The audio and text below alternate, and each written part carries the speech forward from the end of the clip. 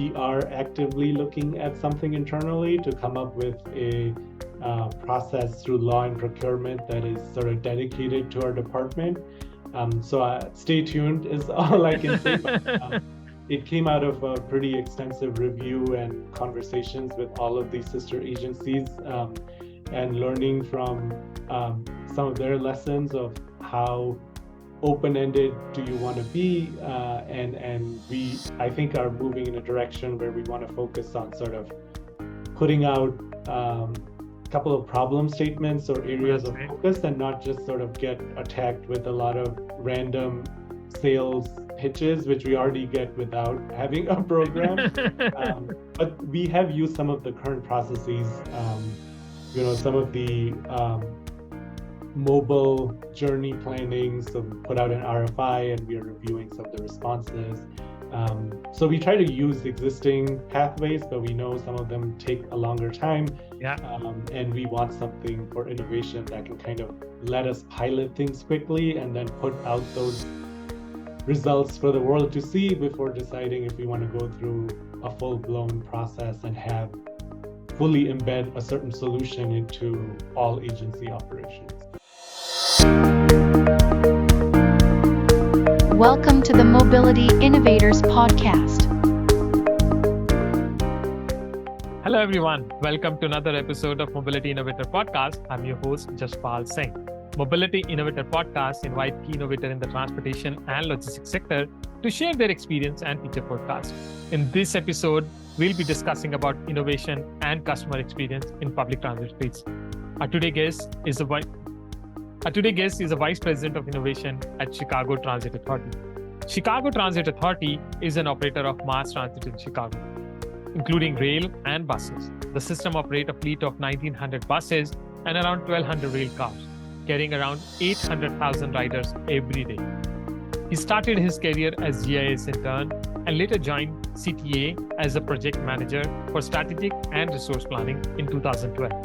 He also served as a transportation policy advisor at City of Chicago Mayor's Office from 2019 to 2022, where he helped advance the strategic plan for transportation. He's currently responsible for CTA customer experience and marketing strategy, meeting the Movement Action Plan, Fair Policy and Integration, and Innovation Project Management Office. I'm so happy to welcome Maulik Vaishnav, Vice President of Innovation at Chicago Transit Authority. It's now time to listen and learn.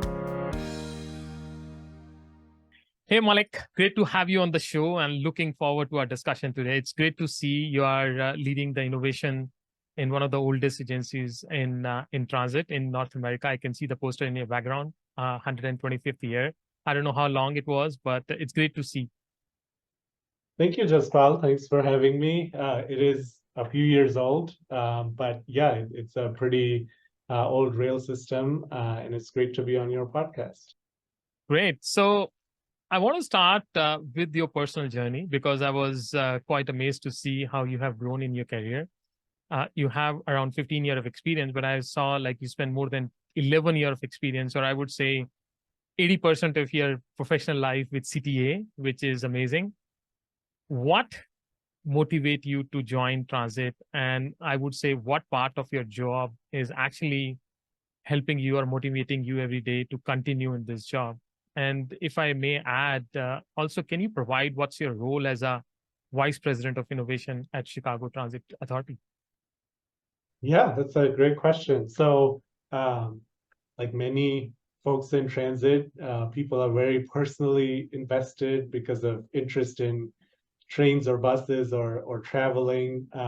That is not that different from my journey, but I was an urban planning master's student with also a focus in economics, and I was very interested when I moved to Chicago for education, many years ago, in how you can get around so easily without car ownership, as many of us immigrants do.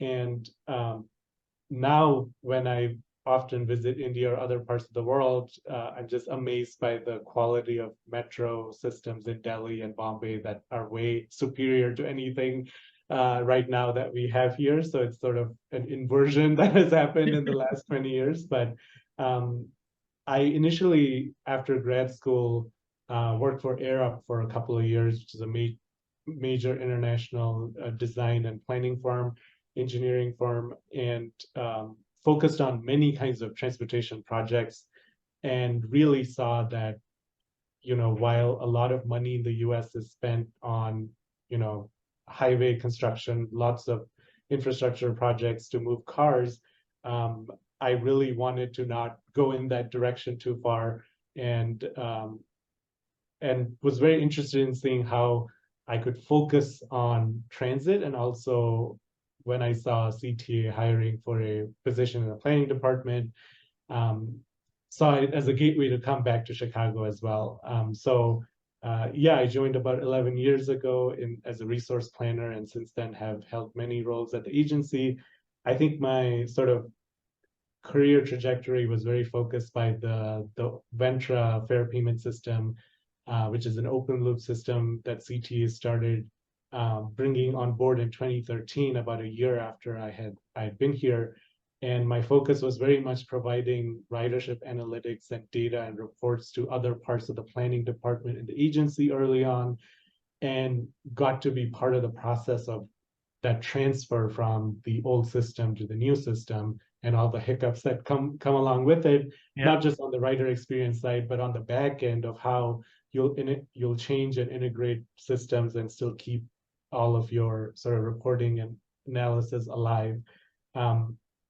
And that brought me into sort of the finance side of things, how to use some of this transaction level, very rich data that was coming through now in an account-based system. So you could sort of anonymously track behavior very differently than before, because when you had sort of a plastic or a mag stripe, what we call it, 7-day pass, you kind of threw it away and bought a new one.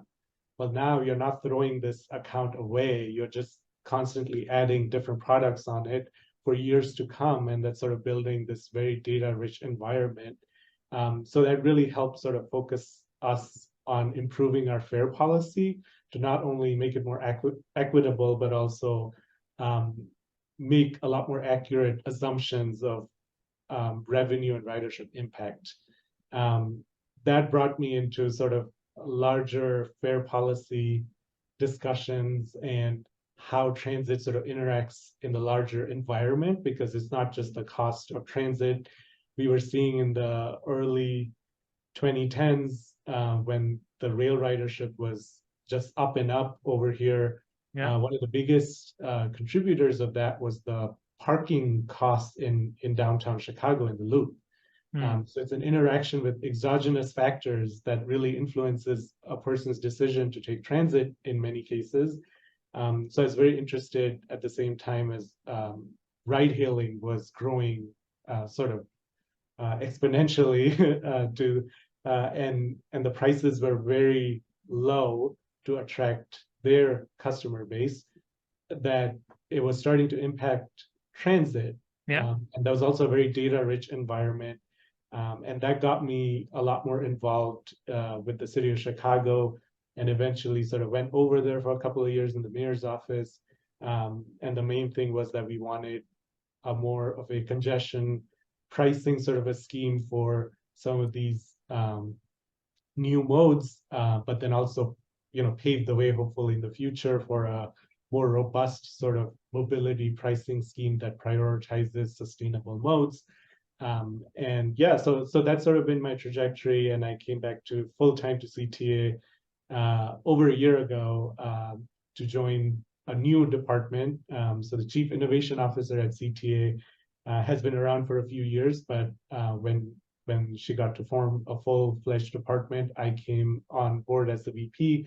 And it's very interesting now to sort of focus a little bit more on all of these learnings at sort of the most interesting time, where the riders, the demand is ready to come back post-pandemic. It's really, do we have a lot of the experience elements figured out, the service elements figured out, to sort of accept this new form of travel, where going to downtown just for a 9-to-5 job will not be the 40 to 50% of the ridership we used to have.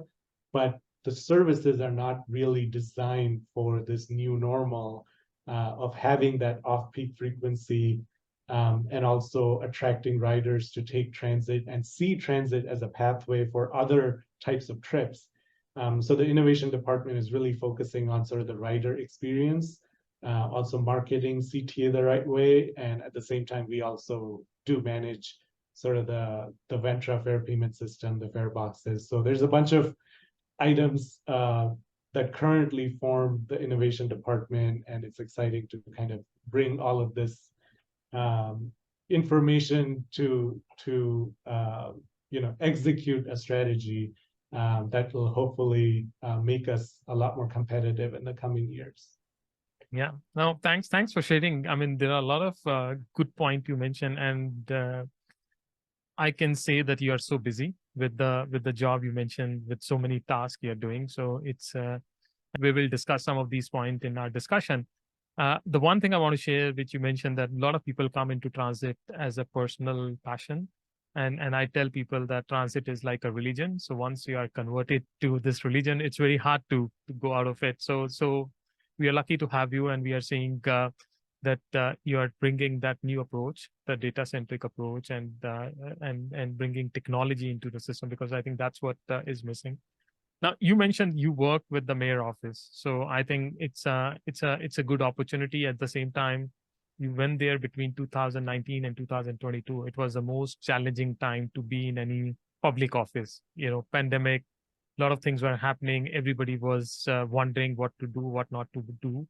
So I would love to know, what were your highlight of your career during those 3 years?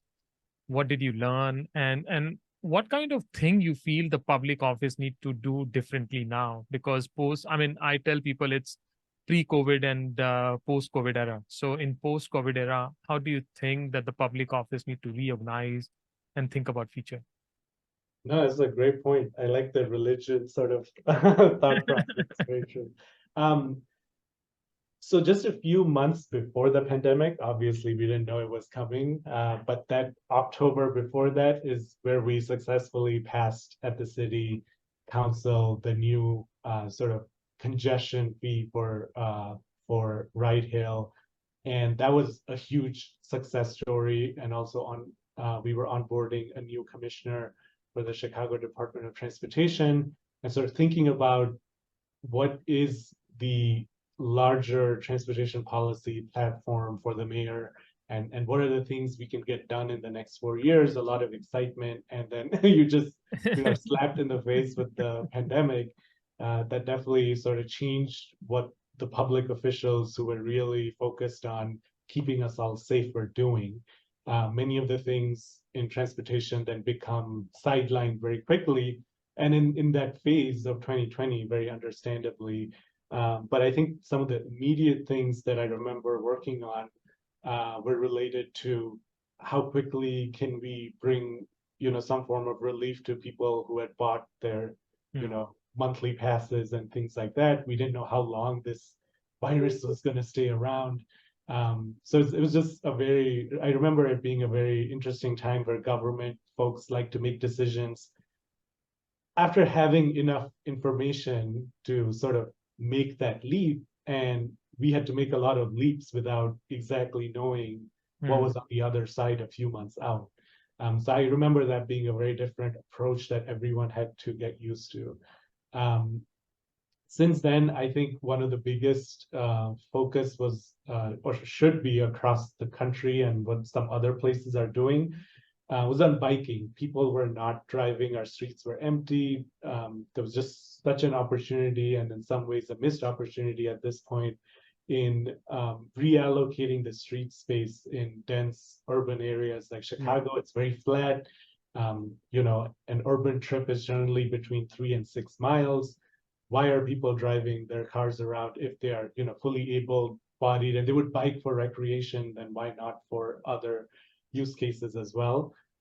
So I do think we tried a few things with open streets, shared streets, and trying to speed up some of the bike lane installations, and also did sort of pandemic bus lanes on a few routes, because there was a lot of inequities we were seeing in the ridership change. We had at the height of the pandemic, there were a few bus routes and rail lines coming into downtown and the commuter rail that were retaining 8 to 10% of their ridership. So 9 out of 10 people were gone.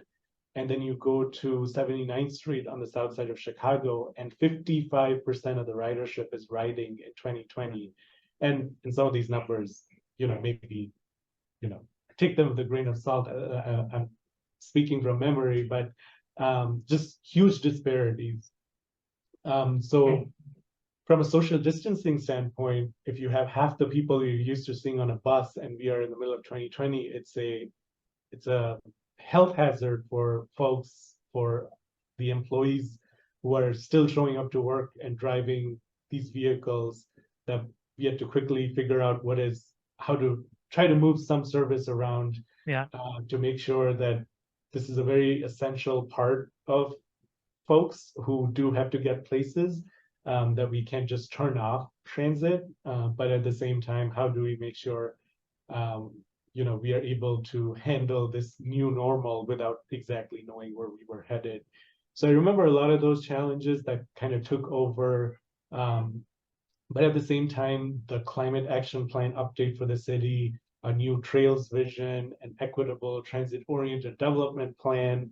So many of these things happen in the last 3 years. So I think there's a lot of sort of success stories from setting the goals. I remember when I got there, I didn't see any document except, funny enough, a health plan that talked about increasing the mode shift towards non-car modes in Chicago as a goal. And now it's embedded in the CDOT strategic plan, it's embedded in the public health plan, in the climate action plan. So hopefully the implementation of that remains to be seen, but we have sort of made sure that the goals that the city is setting and the strategy it's moving towards is in the right direction. We are not going back into a car-centric world. So I'm hoping that that trajectory continues. No, I fully agree with you, because I mean, I tell people what you don't know, you don't know. So first thing is to know what you don't know. And then the second thing is to take action on that. So what you mentioned, like bringing those plans, creating those strategy document is useful, because at least now people know what are the important area need to work and what are the vision. And I can imagine that time during pandemic, it was so uncertain world. You don't know what is going to happen next week. And you have no long-term plan. You were just living day by day and making decision on the go.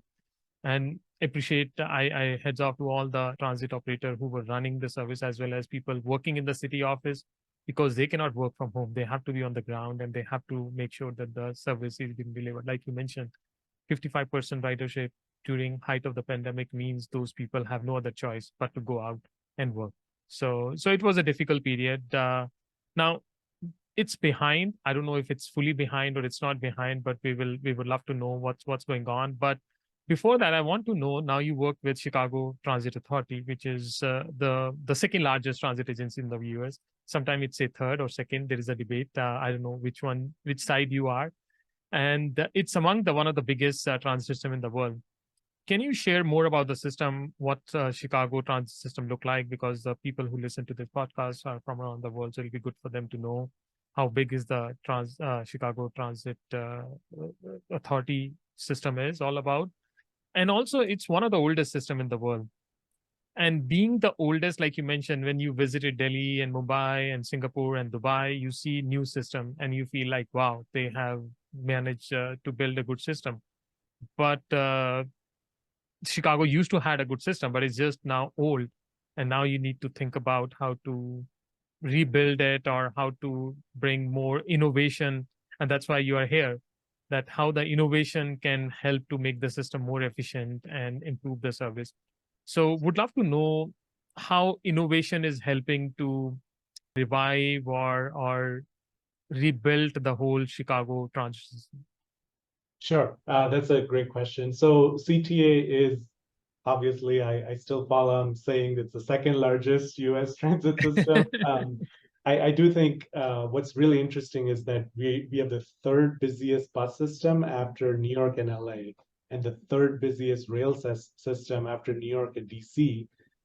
but LA's rail network is pretty small. It's growing, but comparatively, and DC's bus network is really small. So when you combine us as a system, we end up coming out as second. But I do think LA has some opportunities to sort of overtake us, but also LA has a much higher population. So on sort of per capita basis, Chicago will still continue to be sort of much more competitive of a transit city than LA.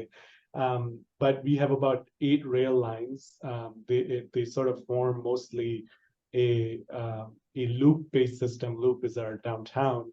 So most of the rail lines are sort of feeding into the loop, and that's where some sort of the legacy issues you brought up really come into play, because the city has really changed in its patterns, and our bus network still carries more people than rail.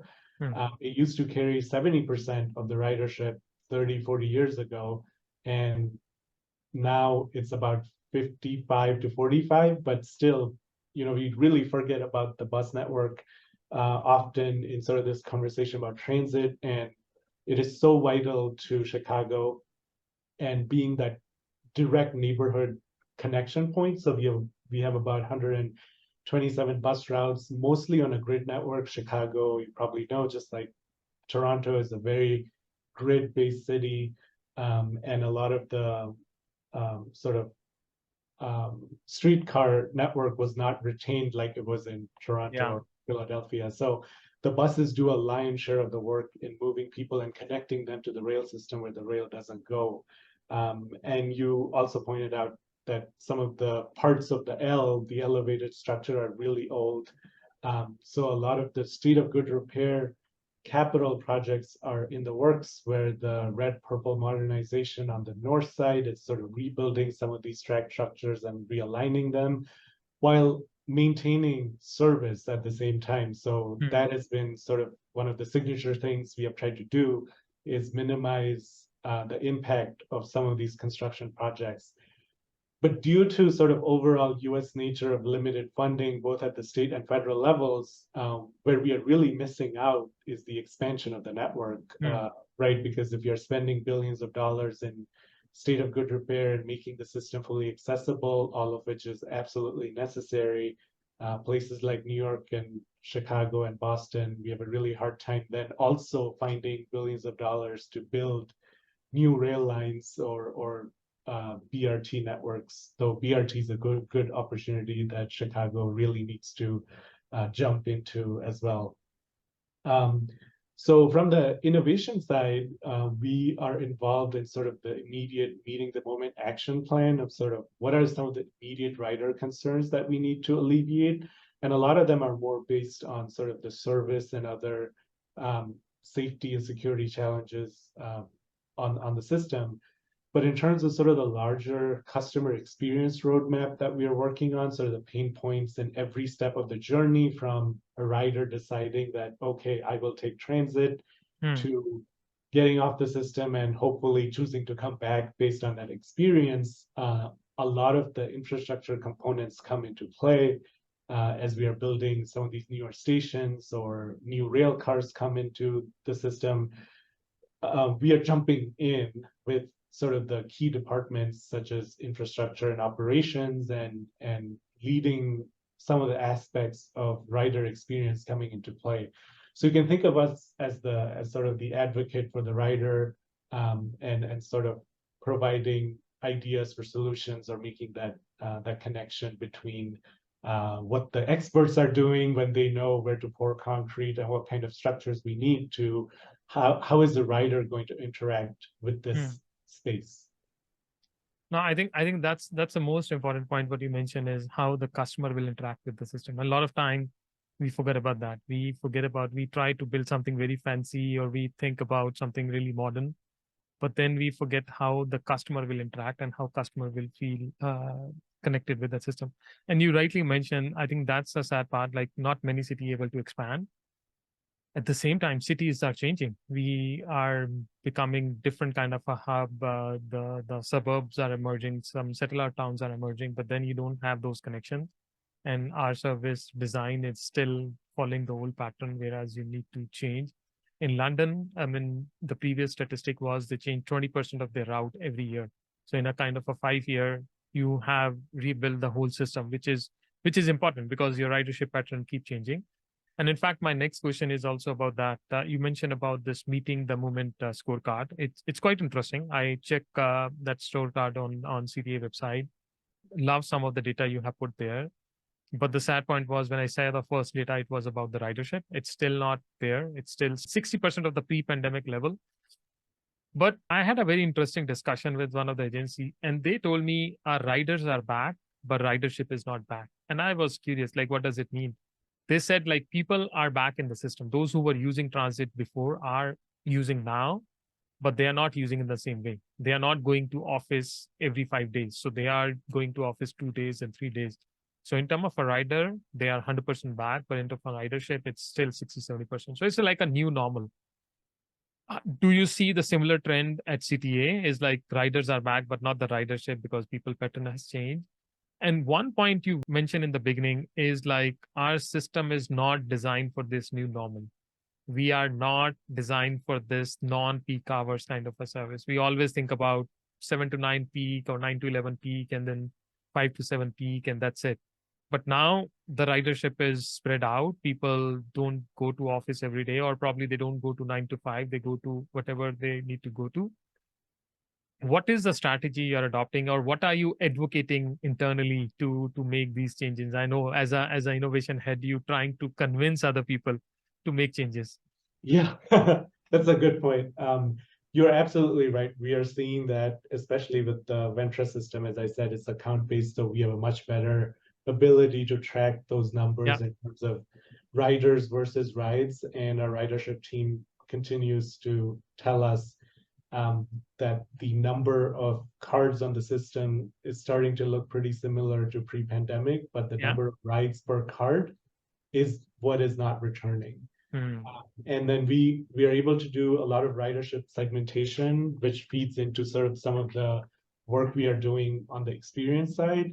And the segments are also telling us who is riding differently. So if you were in the peak only rail segment, what are you doing now? And it's very interesting to see um, both from the perspective of a rail network being able to have its own right of way and quickly get you through congested places, um, and then buses being stuck in traffic, that combination is really impacting people's choices right now. So Hmm.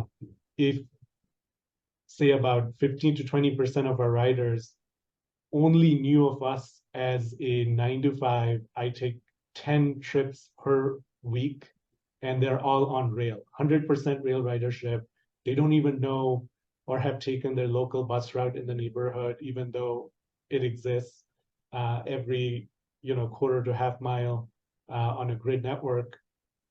What are they doing now? They're Hmm. the ones who are riding uh, 4 times a week, and that's where we have only recovered 40% of ridership. Yeah.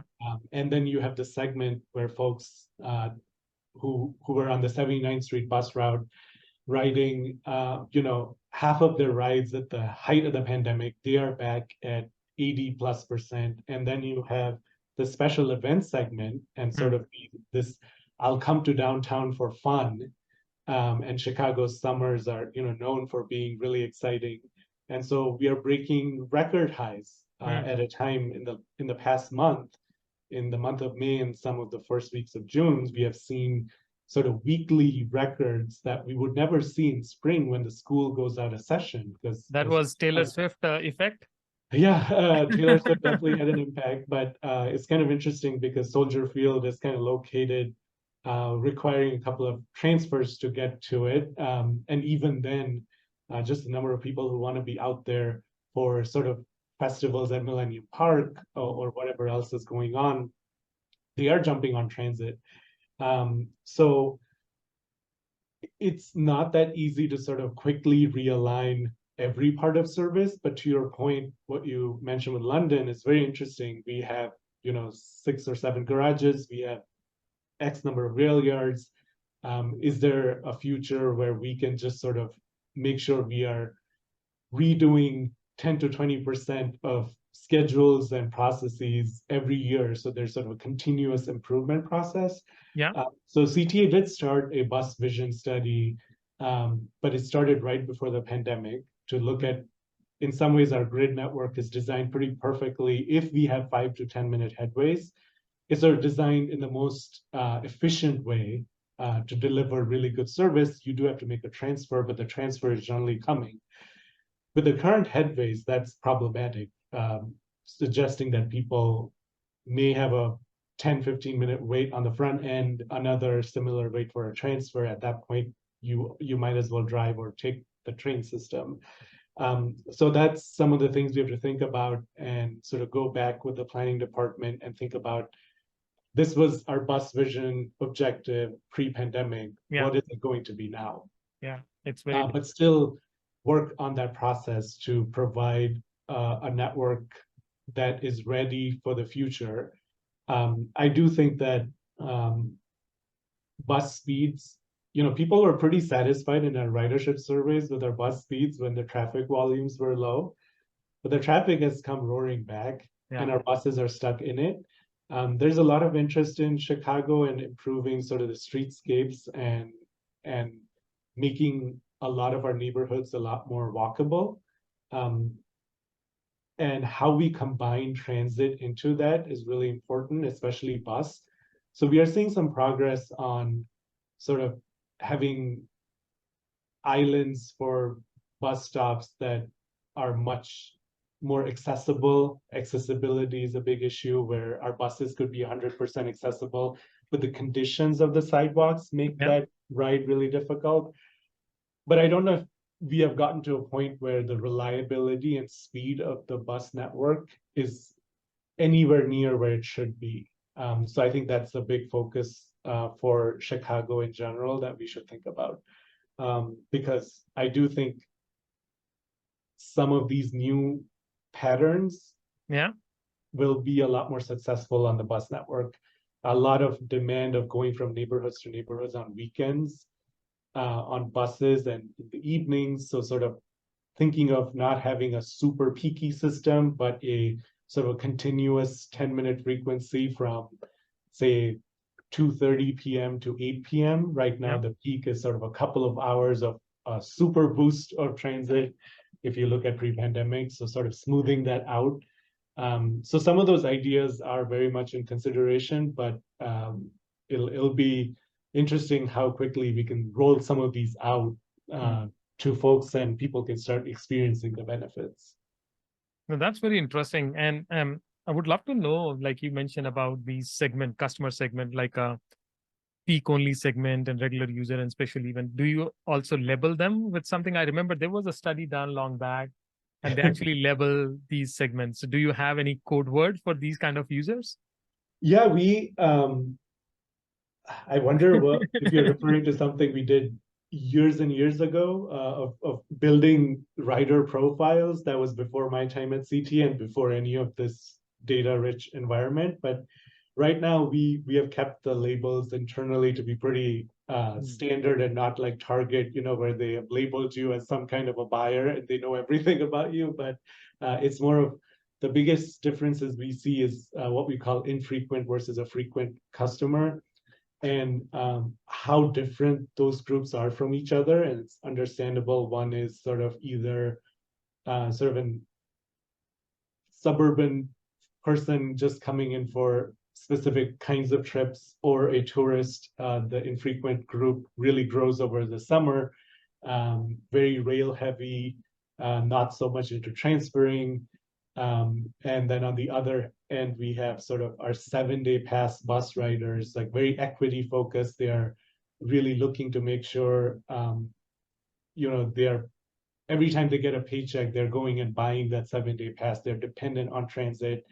So we slashed our pass prices to sort of reflect some of this segment behavior. And we did that about, it'll be 2 years, but that has had huge impacts in terms of equity and making sure that our 1-day pass at $5 and 7-day at $20 is really affordable. And while the inflation has, skyrocketed, our fares have gone back to sort of 20 years in reverse, because one, it's a really important objective in terms of a policy objective, but also it's really helping make sure people are coming back to the system. And I think that is also a big part of the ridership recovery. Yeah, and also I feel when we talk about climate change and health and other thing and environment, so it's important to bring more people in transit, because that's a way you can reduce car on the road and the congestion and the traffic on the road. Let's assume if everybody need to drive a car, how scary the world will be, because we'll be stuck everywhere and there'll be so many cars on the road. So I try to tell people it's not about making it affordable, it's also bringing health benefit for everybody, so it's more meeting climate goals and all. No, great to hear that, because I don't know many agencies which are doing that, segmenting their customers and understanding their demand. And I think that's very important, even instead of taking a blanket decision of saying slash fare for everybody, or slash reduce price, or change service. Which segment need more attention and which segment is actually working well. Why to touch that point? And I think the data driven approach is very important. You can't just throw the ball in the dark, because we don't have infinite resources anymore. The resources are limited, so you need to really think what need to be done. And I'm really glad to hear that you are already thinking about making these things flexible. I think one point which agencies also need to think about: do we really need 12-meter bus on every route, or probably need to have a different size of bus? I don't know what's your feeling in that area, but that's also I feel is it's not only about service but also vehicle design and bringing more flexibility. Yeah. At one time, CTA used to have 30-foot buses, and then now it's standardized to 40-foot and the articulated 60-foot buses. We have tried to think about some of the ways in which we can better meet frequency if we had more kinds of vehicles serving different purposes. And I don't know if we will be able to sort of manage that while we are also working on electrification of the fleet, which I know we'll talk about. But I do think that our sort of sister agency, PACE in the suburbs, just launched a PACE Connect pilot yesterday or day before, where some of the overnight service that connects into our Rosemont Blue Line and serves some of the airport employer areas, such as the cargo, which have weird overnight hours, and they'll be powered through VIA. So sort of thinking about some of those relationships. Chicago's sort of regional setup is very interesting, where some of the what we call more productive routes and the dense parts of the system are with CTA. And then some of our suburban services in the collar counties that connect into our network and feed into it and feed into Metra are with PACE. So they are definitely looking into it as our sister agency and moving in that direction. And I do see several opportunities even in the city to maybe improve access to ADA vehicles or just frequency and flexibility with thinking about different kinds of vehicles, or sort of using on-demand sort of models to think about that. For the most part, we always have enough passenger load factor most of the day in, say, 80% of our routes, where you probably want a bus, but that still leaves a room for flexibility, and I think we should think about that. So that is on our radar, but our sister agency is doing something right now that's interesting and moving in the right direction. Oh, great to hear that, because I think the new world is all about innovation, and the first thing in innovation is about testing different things and see what will work and what will not work, because unless you try something, you'll never know if it work or not work. Now, you already mentioned about the CTA plan for electrification, and I think CTA also have a big ambition to have all electric fleet by 2040. It's look far away, but at the same time, it's not that far away to reach to that level, because you need to replace 1,200 buses. And not only buses, but you need to make infrastructure ready. So right now, I think CTA has around 11 buses, recently placed an order for 22. I think one of the biggest thing with electrification will be the process re-engineering. Like the way you're working today, it has to change. You cannot plan the buses. You cannot think about the assets same way. So would love to know what kind of a technology intervention you're thinking to make that transition possible, because I think a lot of agencies are scared now, especially in North America, I feel, because they feel like it will be very complicated. But I tell people that with technology, we have much better technology available to do. So would love to know what is the role innovation department is playing to make that transition happen. That's a great question. So we now actually have more than 20 e-buses in operations. We have been getting a few in the last few months. So it's impressive when you have small numbers. You can quickly double the fleet, but we went from 11 to 22 very quickly. And as you saw, we placed an order for 22 more and have continued to apply for any funding with CMAQ grants or low-no or other things that are coming up, so that there's a consistent sort of supply that we start building.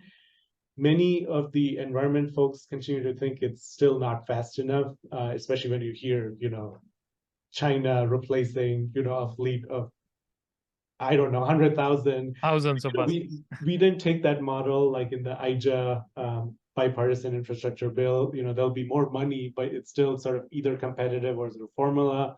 It's up to the agency to go through the procurement processes. So we'll continue to have to sort of build that roadmap, which we have sort of put out the framework in a charging forward plan.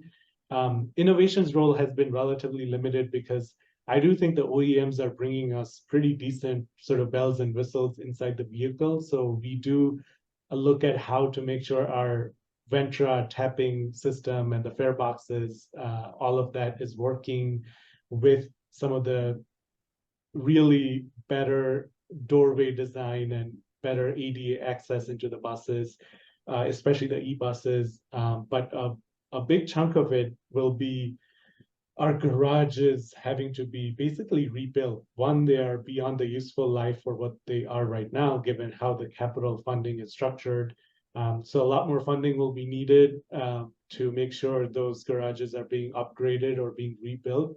And then they're rebuilt for the e-buses. Yeah. Right? Like that's the future that's coming. So right now, our infrastructure and operations teams go in to a couple of garages and they build out couple of slow chargers for overnight charging. There are a couple of fast chargers we have looked at some of the relief points.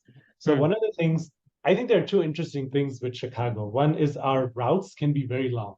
Okay. So our grid network, where Ashland and Westerns, they go for, in one direction, 20, 25 miles. And a run, which is basically an operator, has sort of breaks at either or both ends, and then they are immediately back in operation.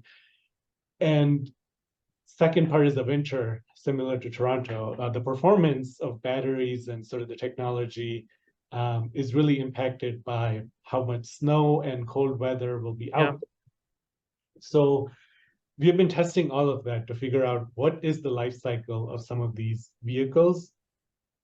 And the earliest couple of buses we got, they had to be sent back and some of the upgrades had to be done to them. Their prices are coming down. So there are sort of lots of factors of why it's okay to be cautious. Yeah. Even the zero emissions or low emissions buses that we would buy now in the next 10 years to replace some of the very old 18-year-old buses are infinitely better for the environment. And at the end of the day, the frequency is what will reduce emissions. I think we just forget about the fact that getting someone out of the car into the bus, no matter how the bus is being run, is the best way to reduce emissions. And I think we are trying to push on that too.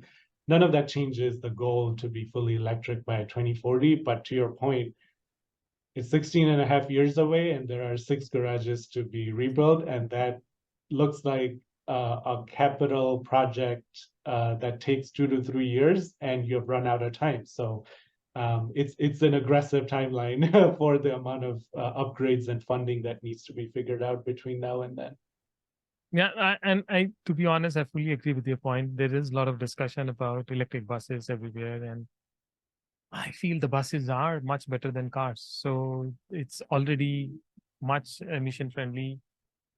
It's carries so many people. So per passenger kilometer emission is much lower than any other vehicle we are using. And rail system is already electric. So why not push people to use more rail and buses? So their per capita emission will be much lower. So this whole debate about whether we should have more buses or we should have electric buses, I am more supportive of having more buses rather than just electric, because people will not wait for 30 minutes to get an electric bus. They want bus next 5 minutes. I'm curious to know what kind of, like, now you're managing 20 buses. So how you are managing the charging system and planning? Are you using the existing charging you're doing manually, or you have already automated some of the stuff? That's a good question. We do have, as we go into a new garage, so we first started on the 66 Chicago route that connects Austin on the far west side to Navy Pier on the far east side. Yeah. And we have sort of those quick chargers on the Navy Pier side because that's where the relief point is, and the overnight charging happens at the garage of that route. Now we are expanding to 63rd Street on the south side. So the garage that serves that route is getting the latest technology.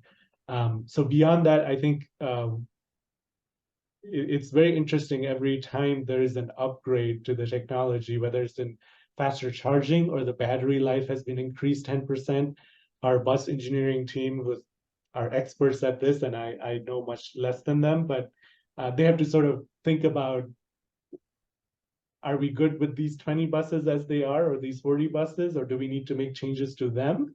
Yeah. Or are we just going to focus that the new orders need to have some of these things included? So I think that's going to be an interesting question, where how many retrofits can you do and afford if the technology is going to keep moving leaps and bounds?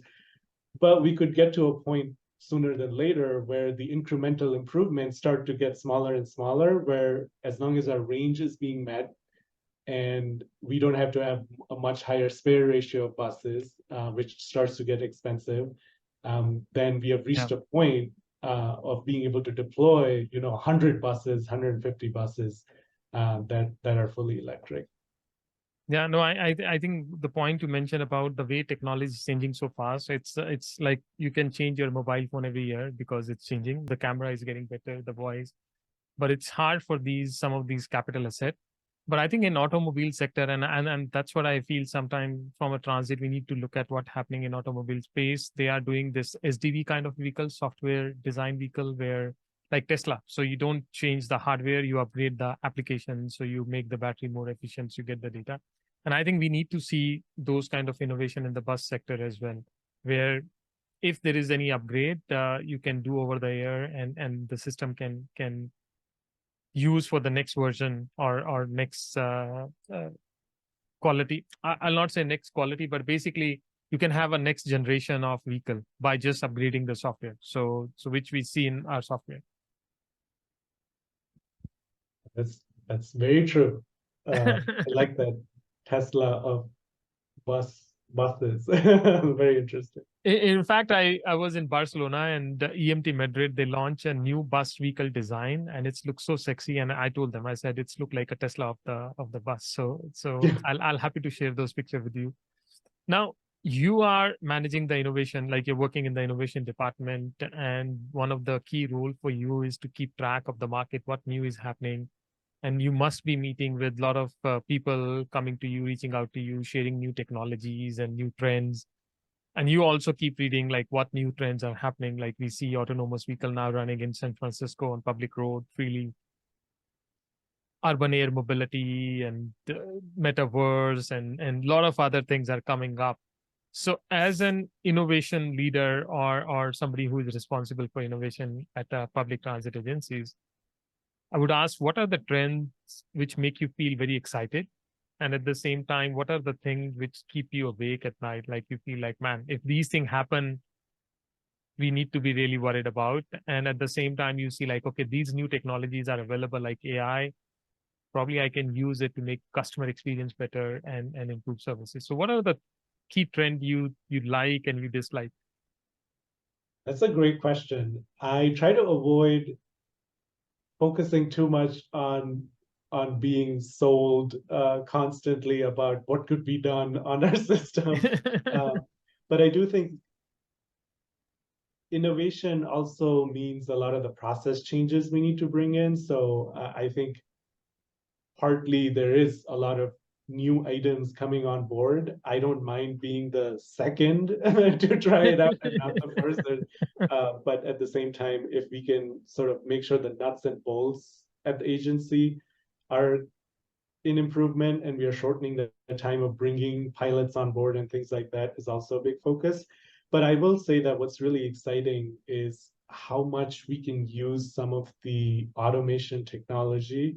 Hopefully, fingers crossed, we can get there, where some of the employee pressure of being in operations can be made easier.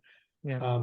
As I think about Paris or even Montreal, I mean, these are very labor-friendly places, and they have figured out, fully autonomous rail systems. We need to think about that in the US more openly, because frequency is king, and it's also not going to happen overnight. So if you can openly start thinking about it, plan it out, it's still, many, many years away. And then the operations positions can become so much more interesting in terms of managing that, like Yeah. the Vancouver and other places. So I think that really interests me. But on the bus side, even if we don't get to a fully autonomous bus tomorrow, I do think that some of the level 2, 3 technologies that we are already getting from the OEMs on using cameras and laser for pedestrian detection, collision, turns, sort of some of the audible sounds you can make about doors opening or they're not closed in a much more like friendly way than the beeps that we generally hear. All of those like little things have been really exciting to see. And the amount of data they're collecting that will eventually be very useful for sort of some of the Vision Zero plans. Our buses are everywhere.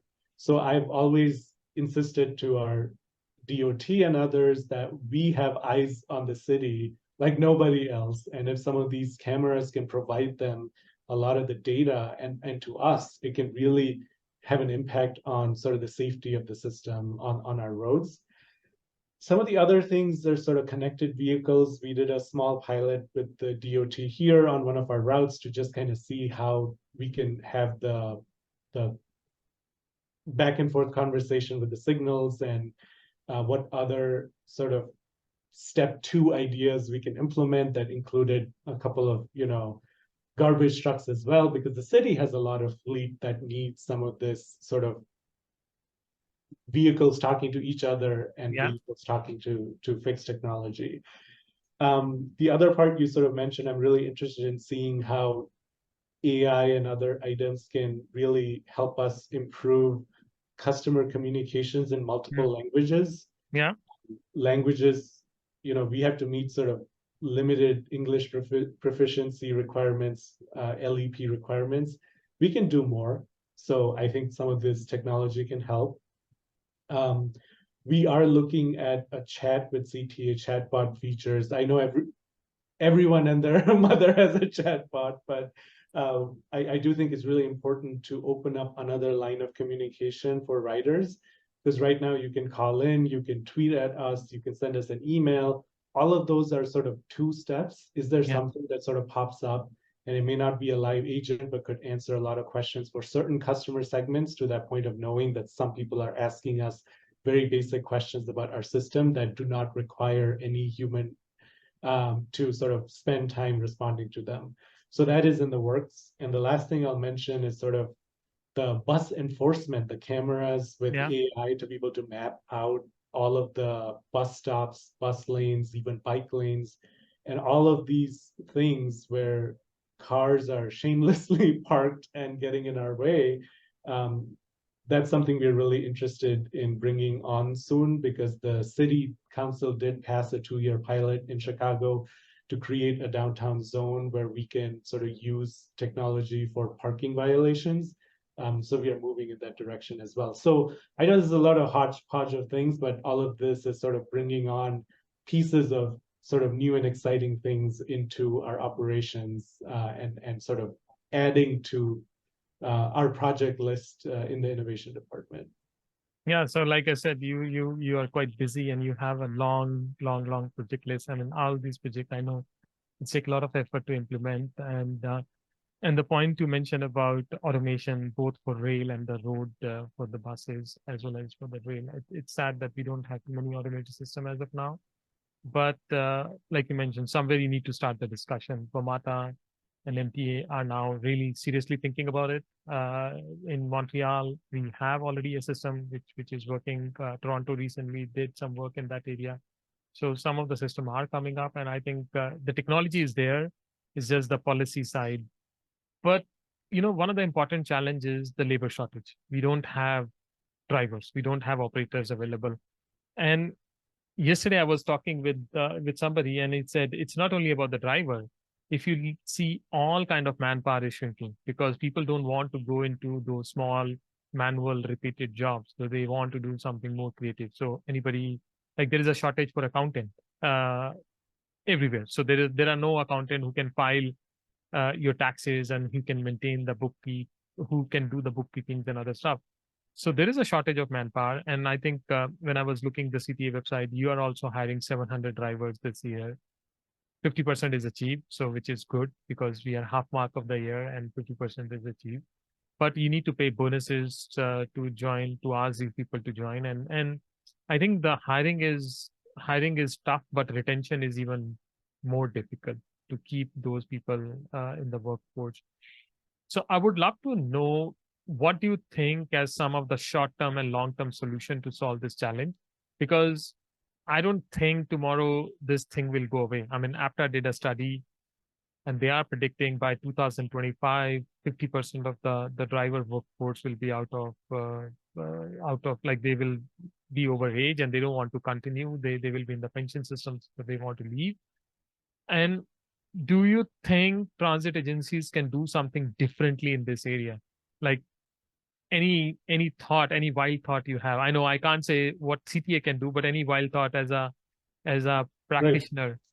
Yeah, my personal opinion, I do think the long-term solution is some form of automation that makes this job easier and also has that variety component, to your point, that you're not doing the same thing over and over.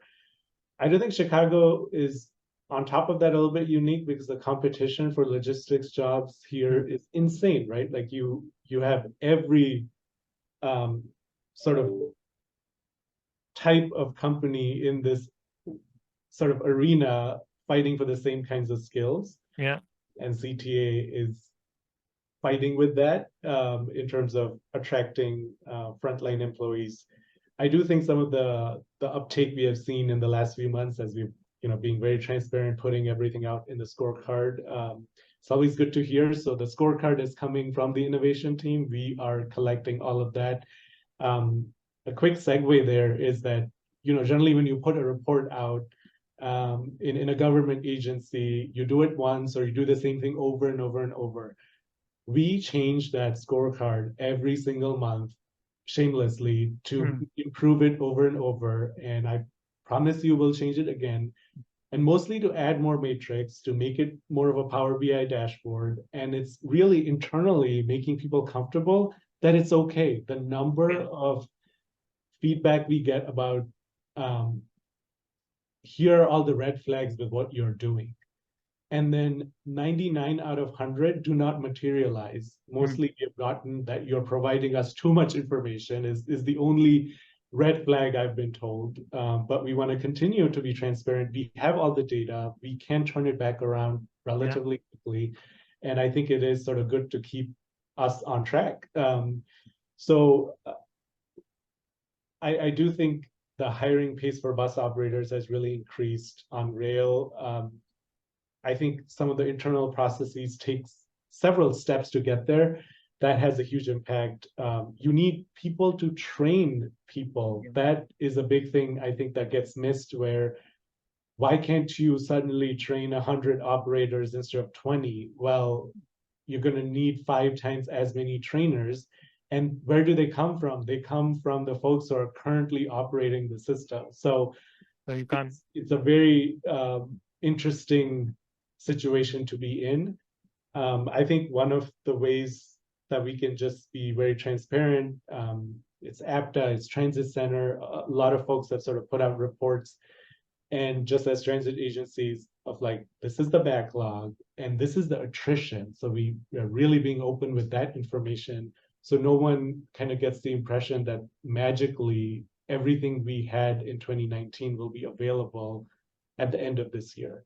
I don't think we are removing a bunch of hurdles or steps, however we want to call it, but some of those are imposed upon us by rules and regulations. So some of it will be a policy-based decision at some point, with requiring CDL, for example, commercial driver's license. We can work with the Secretary of State to see if there is something that can be done there to shorten the process or make the payment easier from CTA. All kinds of things that we are either doing or are in the process of talking to people. But I do think at the end of the day, people in this market are getting multiple job offers really quickly. And to your point, it's happening in headquarters as well. If it's going to take me to make 6 weeks to make an offer, there's an 80% chance that person has found something else. So there are many aspects of just sort of the speed that we need to provide. And then when people are on board, that they are a huge priority. One of the things is that a lot of the customer experience pain points are directly connected to an employee pain point. So the quality of the break room, the restrooms, the infrastructure, has an impact to the long-term decision to stay here. And I think a lot of that is something we are taking into consideration. I love your last point about how the customer pain points are very much related to employee pain point. I mean, if employees, like I was discussing with Columbus, Ohio, the CEO of Columbus, Ohio, and she mentioned how they are building a new facility now where they will have a childcare facility for the employees. So people can come to job, they can leave their kid in the childcare facility so that they can perform their duty, because it's not easy. And if you talk to any people, any driver who is working in this gig economy, like why they are working there is, then the biggest factor is flexibility.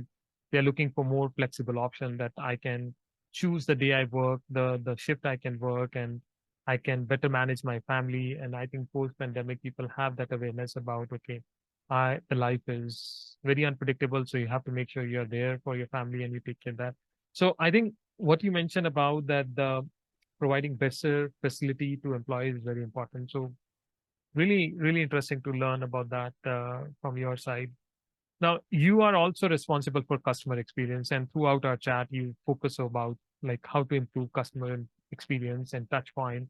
And I think one of the key thing in today's world is this game theory, how to gamify the whole thing. And the young generation look for those kind of features. Like my kids, they look for some fun. They don't want to go somewhere just for purpose of going. They want to see something more additional. So I think our world is becoming like more, they are looking some better experience and unique experience. And you also mentioned recently in one of the discussion that kids are the future rider, and they are the advocate for the transit network. So let's say if the kids are not using the transit network, nobody go to mayor office and say, hey, we need public transportation system. And that's what happened early 20s, when we used to have a streetcar system, but everything destroyed during that period. But to attract kids, you need to do something interesting. And that's what some of the agencies are doing. Like in TransLink Vancouver recently, they launched this transit card with the DC superhero. So Superman transit card and Spider-Man transit card. And similarly, in MTR Hong Kong, they have Metaverse. So you can travel in Metaverse and experience a rail journey. And Bright Light Rain in Miami, they launch NFT collection. Like you can collect NFT and all those kind of stuff. So some of these are crazy ideas. Some of these are doable, not doable by the public agency. What's your thought about that, these kind of initiative, and what are the things you are planning to do differently at the CTA to make customer experience really, memorable, and they are not coming back to system just to go point A to point B, but also to experience. Yeah, we have a lot of fans, and a lot of them are young fans, right? Yeah. So, and I always say that a lot of the service criticism that is thrown at transit agencies across the country is actually not a bad place to be, to your point. When transit was struggling 30, 40, 50 years ago and there was none of that momentum, the quick political solution was to rip it apart. And do we want that in a few years, where it's like, yeah, go and, to balance your budget, we're not going to give you any more funding, you can cut 30, 40% of your service because no one's asking for it. So we need that momentum to fight for funding so that long term we have solutions. I think what CTA did really interesting early on in like 1999, 2000 was the UPass program, the university program. So I'm sort of jumping back and forth between sort of kids but um, we had to find ways in our sort of fare systems over the last few decades to sort of create that pipeline of future full fare paying riders. And Chicago is a very interesting place because a lot of people are sort of very, I was born and brought up here. And so most of the stories you hear about folks, it generally comes from folks who said they were raised in a family with little money or no cars, and therefore they had to take the bus, and then they have had sort of positive experiences, or that's part of their life, that's why they're fighting for it. I've always thought about, well, what about the folks in a lot of sort of wealthier parts of the city? Are their kids not being exposed to public transit because they don't have to, or are they still interested in the freedom and all of the things that come with it? So we haven't figured out sort of what we call a signature Ventra card. We do that for special events and other things, but you have just given me an idea to come up with a design for a signature card that attracts or can target folks who are very young, but they don't need a card. Up to age of 7, you ride for free, and then reduced or student fare, then UPass, and then full fare. So up to the age of at least 18 or so, if you're part of any of these situations, fare is not a component you may have to deal with. So then we do have to think outside the box in that sense, and it's very interesting what some of these agencies are doing to sort of attract that. But we are thinking about it from a marketing perspective. So one of the campaigns we are thinking about launching, not thinking, it'll be launching very soon, is what we're calling it More with CTA. So right now the prices to go anywhere are skyrocketing. So if you took CTA, you're left with a bunch of extra money to spend on other things, and that's sort of having a picture of a kid, with an ice cream cone or whatever it might be that they do, is like, hey, why don't you focus on spending money on this for your kids than on parking or taking something else that's a lot more expensive. So that is definitely on our mind. But then sort of this idea of learning, there's so much to learn as experiential part of taking transit, and just kind of being a lot more attuned to everything that's going on. Kids quickly pick up a lot of the street names and where they are so young because of the trains they take, that it'll take them a lot longer to realize they live on this street, but because the station is named that, and they're like curious about it. So yeah, a lot of interesting things there, and you're just giving us ideas. But our CTA Gifts website is very, very interesting, and there's lots of local folks who sort of, our brand is very popular, and lots of kids items on it. There's like a onesie that says "Future CTA Rider." So we do try to focus on that segment quite a bit, but most of it has focused on sort of purchasing gifts for your loved ones. But we can also think about how we can do some giveaways or things that gamify you wanting to be on the system as part of that game. So that's very interesting. Yeah, I mean, I don't know if you remember about the Pokemon game where you need to catch these Pokemon and travel all everywhere. And it was crazy because people were walking but because of that game, people start walking and sometime in a danger zone. They were walking on the street without even looking the traffic light and all. But I think that's important. What you mentioned about connecting transit with the lifestyle when the cost of living is so high, how can transit make it much more affordable and give you life back? And I think the other thing I try to tell people is the mental health issue. If you are surrounded by people, you will feel better. And you never know. I know some people who found their life partner on the transit ride. So you can meet interesting kind of people. You can make some lifelong friends. You never know what kind of stuff can happen on transit. So we need to talk about these good story more. Now, you are among some of the few transit professional in US who has traveled in different part of the world, because I remember you mentioned about you been to in Canada, you've been to Europe, you've seen system in Asia, and as a transit nerd, you will always try to experience. You will go out and experience the system. When you go out, you see the system, and now you come back home and you work. So, what are the lesson you think transit system in the US can learn from outside, and one should emphasize more? And how do you feel that the transit system in US can reinvent themselves? I mean, like you mentioned, till 2010, ridership was just going up and up and up. A lot of people don't correlate, but I have some data which show that how the emergence of ride-hailing sector, this whole car booking and on demand, actually has a big impact on the ride-hailing. So, how do you think the system can reinvent now after facing these kind of shortfalls?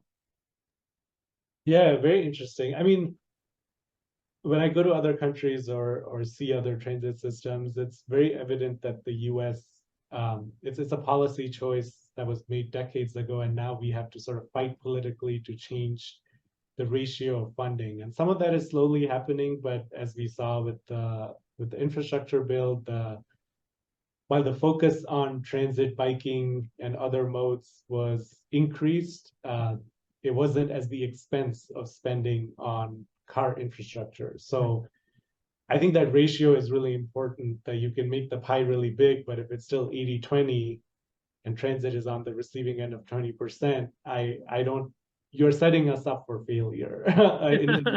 So I think that is a huge issue.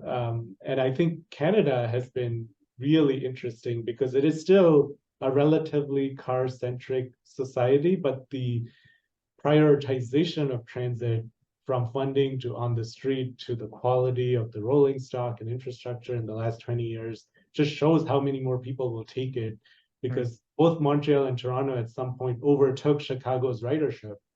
And now if you just look at sort of North America, we would be like at number 6 or something, because you would have New York, Mexico City, then Canada, then Chicago. So it's very interesting that a lot of people are interested in taking transit.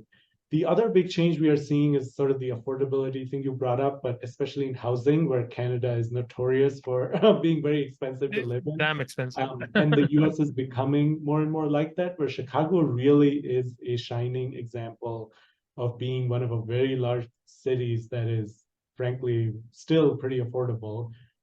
So the equitable transit-oriented development policy that got sort of prioritized just earlier this year or late last year is really important to make sure that we are prioritizing a lot of affordable housing, very close to transit. And I do think that is an area where we can build a lot of momentum, because it makes it really easy to bring people to transit. If we are not going to invest in bringing more transit to people, if we're not going to expand the systems and such. The other big fascination I have, we have talked about automation, but it's the rolling stock in Europe and other places I go to. I mean, there are some really old systems, but then there's just a lot of, there's a lot of companies, but there's just a lot of interest in like letting you have the best experience on the vehicle itself. And that has been very interesting to see, that we need to sort of bring over here. But you know, that is sort of happening a little bit on the bus, like our e-buses, very interesting. infrastructure in them. But I think we are moving on the rail side slowly, but it's still something that I always find interesting of how nice some of the infrastructure is in terms of the rolling stock in some of the other cities. So it all depends on funding at the end of the day. So we'll see where we end up in a couple of years where California and New York just stepped up for their transit systems. Illinois has to do that in the next couple of years. But let's see if the federal government can do something, because they did for COVID reverse a lot of things that haven't changed since the Reagan era in terms of funding transit operations. And if that could be a long-term solution, that could really also make a difference. Yeah, no, I agree with you. I mean, funding has a more, I mean, when you have a consistent level of funding available, you can invest and you can reinvest in the infrastructure.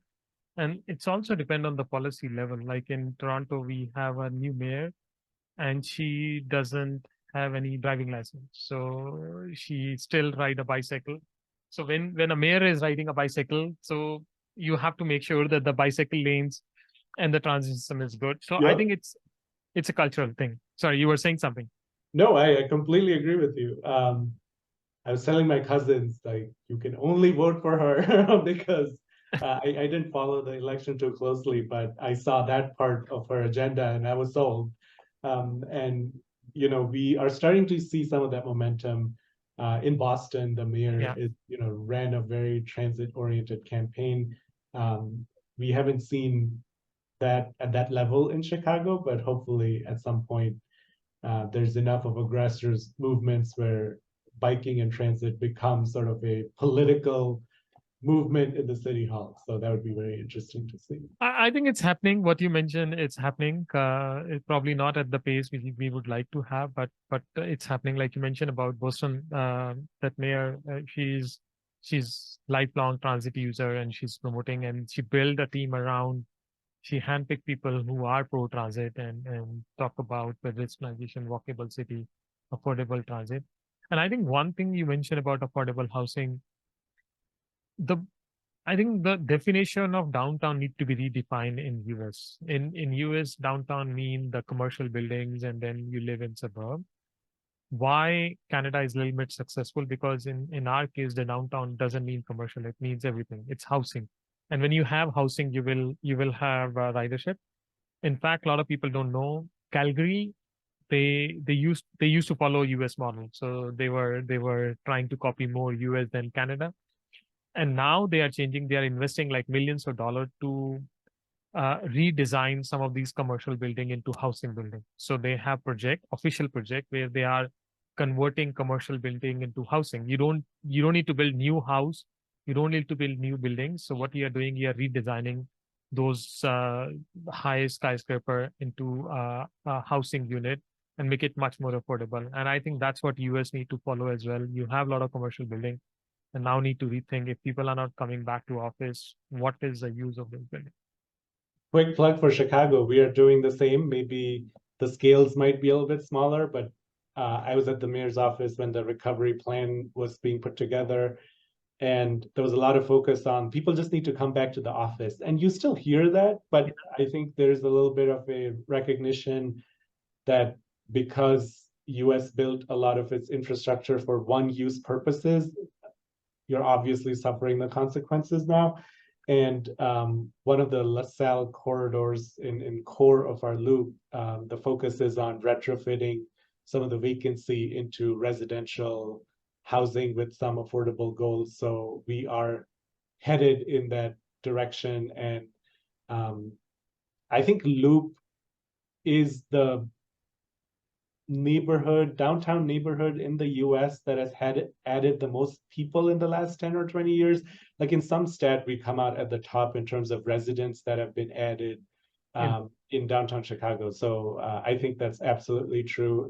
If we just focus on one use, then you're not going to have that much gain on all sectors, including uses of restaurants or just people on the sidewalk and everything. Also transit systems. It's also about the safety of the city. When you see more people on the street, it became much more safer. Now, one thing you mentioned, the challenge that any innovation executive face is the process. And it's not about bringing new technology, it's also re-engineering the whole process or change management. That's one of the big challenge. And I think in management world, we now talk about open innovation, design thinking, agile methodology. I mean, these are new age management practices. And I know many agencies around the world are using it, like TFL, they have a design thinking expert in-house. Some of the agencies follow these agile methodology. Would I'll be very curious to know what is your perspective on that, and does you follow some of these practices at CTA, and also do you have any open innovation program to work with startup like in New York, MTA New York, they have a program to work with startups. So is anything happening at CTA? That's a great question. So the first part is that there are a few PM positions in our department that are new. Okay. Focus is on bringing that kind of thinking, one dedicated to rider experience, customer experience, and the other on some of the operational sort of pilots, to your point. Either internally, there are some sort of, laser intrusion or camera readability through which you can tell if there's any intrusion on the tracks. Okay. We very interesting sort of concepts, but we need that kind of, very clear pathway of how to implement this quickly, how to do it right, and then be okay. Like, we'll take the ownership of failing. I think that's important because a Yes. lot of the other departments, one, don't have the bandwidth, but also are sort of, they didn't come up with that idea that it's okay to sort of fail. The second question on sort of having the ability to work more openly, we are actively looking at something internally to come up with a process through law and procurement that is sort of dedicated to our department. So stay tuned is all I can say. But, it came out of a pretty extensive review and conversations with all of these sister agencies, and learning from some of their lessons of how open-ended do you want to be, and we, I think, are moving in a direction where we want to focus on sort of putting out a couple of problem statements or areas That's of great. focus, and not just sort of get attacked with a lot of random sales pitches, which we already get without having a program. But we have used some of the current processes, some of the mobile journey planning. So we put out an RFI and we are reviewing some of the responses. So we try to use existing pathways, but we know some of them take a longer time. Yeah. And we want something for innovation that can kind of let us pilot things quickly and then put out those results for the world to see before deciding if we want to go through a full-blown process and have fully embed a certain solution into all agency operations. Yeah, I mean, I say it's like a dating thing. So you date and you see whether it's a solution which has long-term impact or not, whether it's scalable or not. Like some of the solutions are good, but you cannot scale it up. And what you mentioned, like I know in Paris, they are using a lot of drones and Boston Dynamic dogs to do track inspection because it's not possible for human to go every night and check everything. So using computer vision, they are analyzing and finding out if there is any problem with the track and reporting back to the control center. So I think some of these technology will be good, and I think the real way of working is to pilot, to understand whether it fit within the organization or not. So glad to hear that you already have some of these problem statement defined and it will come out in the market. So happy to, like, the people who will be listening, like there are a lot of startup founders who listen to this podcast, so they will be interested to apply and participate. So your mailbox will be busy. Yeah, just stay tuned for a couple more months, and then hopefully we'll be on track for being able to accept some of that. Great. Now, this is my last question, Maulik, and it's a talk of the world these days about AI and generative AI. Everybody is talking about that, how generative AI and AI will change the world, take away our jobs, and market will change. But my point is, how do you think these new technology can be implemented by transit agencies? And I did some discussion on this, and there are some potential use case, but I would love to know more from you. Like, have you explored any use cases for generative AI in transit world? That's a great question. I mean, um, I still kind of think that some of just the detection technology we talked about is very interesting. Um, the able the ability for AI to generate sort of messages or indicators for what they find through ped and collision Yep. tracking on buses, where right now we are collecting the data or it's coming in, but you need someone to go in and analyze. I can see a lot of some of these things like the KPIs, how to use AI in transforming the data much faster. I Yeah. can see that being a big place. Um, the chatbot could have components. I mean, it's already sort of using, canned language, but then it can learn and do some predictive work for us where the responses are getting much more tailored for the rider. So I do see some of those areas. I think the most interesting thing I've sat through is still the ability to sort of map the whole streetscape through the bus cameras and sort of identify every piece and sort of improve accuracy as you drive more on the route. And beyond just citations, that's just so interesting from like a public works perspective of knowing what's the quality of your infrastructure, and when can you predict that you'll have X percentage of potholes Yeah. or other issues. So I'm kind of interested how it can fit into the larger transportation industry. There's a lot of predictive maintenance of rail tracks. You kind of mentioned the drone stuff, but also some of the rail cars have a lot of technology um, providing that connection with how many passengers are on the vehicle. A Yeah. lot of that has existed pre-AI, but I'm hoping that the AI will make it a lot easier for agencies that haven't implemented some of this to do it a lot quicker. So I think how could we use some of the ideas that Japan has in everything you can learn about the system, Mm. by just looking at all kinds of customer information that we can bring here faster if we can use the AI technology in some cases. So I know that's not a complete answer, but those are some of the areas that I've been thinking about that CTA currently might not have that we could bring on the system. No, I fully agree with your point about like you already have some of this data, but you don't take action. And what with AI you can do is actually go step further. Like if any incident happened, I was giving this example.